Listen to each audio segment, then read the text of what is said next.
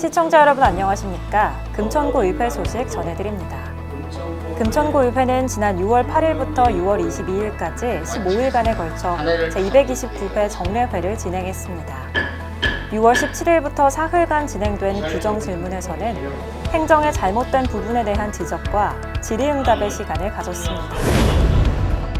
이번 제229회 정례회에서는 행정재경위원회, 복지건설위원회 소속 의원 7명이 구정질문에 나섰으며 금천구 행정 전반에 걸친 질의와 함께 해당 부서의 답변을 들었습니다. 첫날인 6월 17일에는 시흥 235동 류명기 의원과 비례대표인 강수정 의원 순으로 질의가 진행됐습니다. 첫 질의자로 나선 류명기 의원은 종합병원 진행 상황에 대한 질문을 시작으로 공군부대 이전 진행 상황, 신안산선 진행 상황 등 8개 질의를 진행했습니다.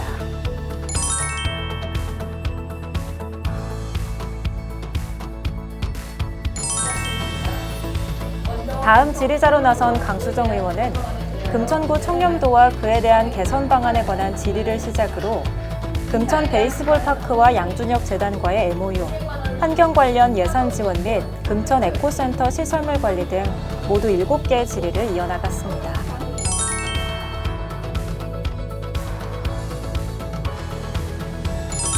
두 의원의 질의가 끝난 후 유성훈 금천구청장은 대형 종합병원 건립 사업에 관한 답변을 시작으로 공군부대 이전 진행 상황, 신안산선 진행 상황 등 5건에 대한 질문에 답변을 했습니다.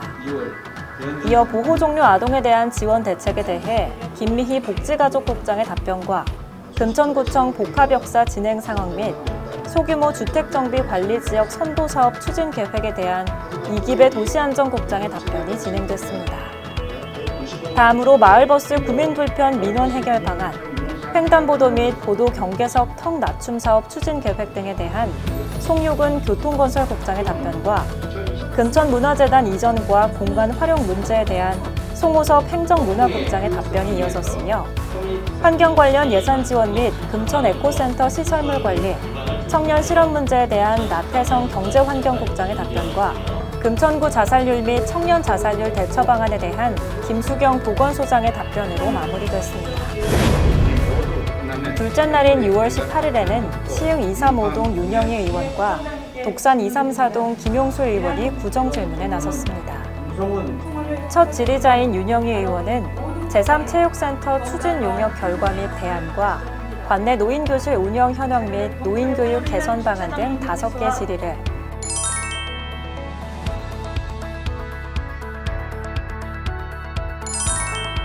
마지막 질의자인 김용술 의원은 공군부대 이전과 서서울미술관 진행 상황에 관한 질의를 유성훈 금천구청장과 일문일답 방식으로 이어나갔습니다.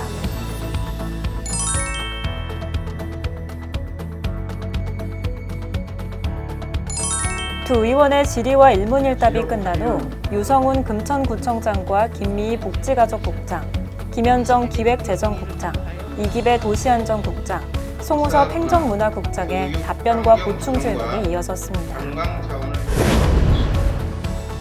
마지막 날인 6월 21일에는 가산동 및 독산 1동 박찬길 의원과 시흥 1사동 조윤영 의원, 독산 234동 이경옥 의원이 질의에 나섰습니다. 마지막 날 첫 번째 질의자로 나선 박찬길 의원은 두산로길 서부간선도로 연결 지하차도 공사건을 시작으로 쓰레기 적환장 이전 추진 현황, 가산동 공원 추진 현황 등 5개의 질의를 했으며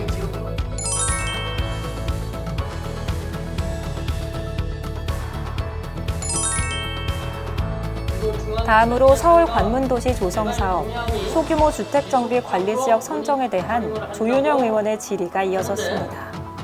의원이 보기에는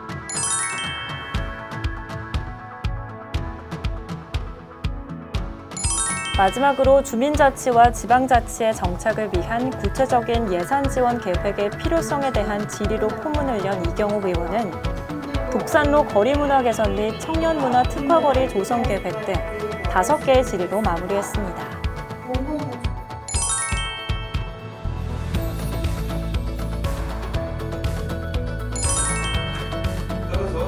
이경욱 의원의 질의를 끝으로 유성훈 금천구청장과 김미희 복지가족국장, 이기배 도시안전국장, 송유근 교통건설국장, 라태성 경제환경국장의 답변이 이어졌습니다. 이어 구정질문 순서에 따른 보충질문이 진행됐고, 이에 대한 유성훈 금천구청장과 담당 부서의 답변으로 사흘 동안 이어진 구정질문이 마무리됐습니다. 이로써 2021년 금천구의 행정 업무에 대해 살펴보고 이에 대한 해결 방안을 모색할 수 있었던 제229회 정례회 구정질문이 마무리되는데요. 앞으로도 금천구의회 의원들은 구민 편의는 물론 구민들이 행복한 삶을 영위할 수 있도록 구민들의 다양한 욕구를 충족하고 소통하는 의정 활동을 이어나갈 것입니다. 금천구의회에 대한 구민 여러분의 많은 관심과 기대 바랍니다. 지금까지 금천구의회 소식이었습니다. 감사합니다.